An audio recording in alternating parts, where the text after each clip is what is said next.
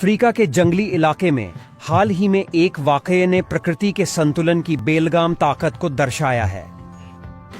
एक शेरनी जो अपने जीवन के उत्कर्ष पर थी, दुर्भाग्य से दुनिया के सबसे जहरीले सांप का शिकार बन गई। घटना से कुछ पल पहले जो वीडियो में कैद हुआ, शेरनी को अनजाने में झाड़ी में छिपे सांप ने नाक पे काट लिया।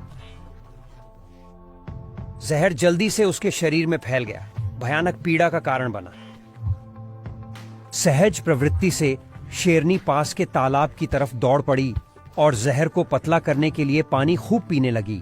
ये जंगली जानवरों में हल्के जहर की स्थिति में बचने की आम टैक्टिक होती है, लेकिन इस सांप का जहर, जिसमें न्यूरोटॉक्सिन और कार्डियोटॉक्सिन होते हैं, शेरनी के नर्वस और संचार प्रणालियों को पूर्ववत नहीं की जा सकने वाली क्षति पहुंचा दी।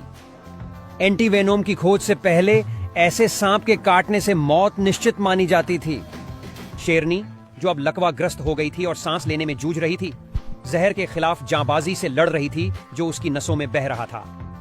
एक पर्यटक जो गलती से इस डरावने मंजर का गवाह और रिकॉर्डर बना, उसे बेबसी और मदद करने की जल्दबाजी का गहरा एहसास हुआ।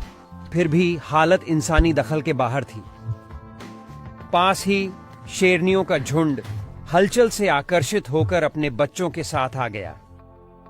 भले ही वो उसके दर्द को समझ नहीं पाए, लेकिन उनकी आंखों में फिक्र साफ झलक रही थी।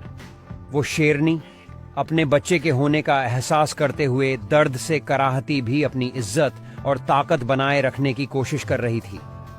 थोड़ी दूर पे एक नर शेर भी वैसी ही हालत में था।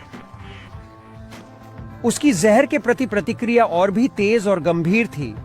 शायद सांप से उसकी लड़ाई की वजह से जहर और भी जल्दी फैल गया था। सवाना का राजा हवा के लिए हांफते हुए वहां लेटा था, तो प्रकृति की क्रूर सच्चाई और पारिस्थितिकी तंत्र का नाजुक संतुलन साफ साफ नजर आने लगा।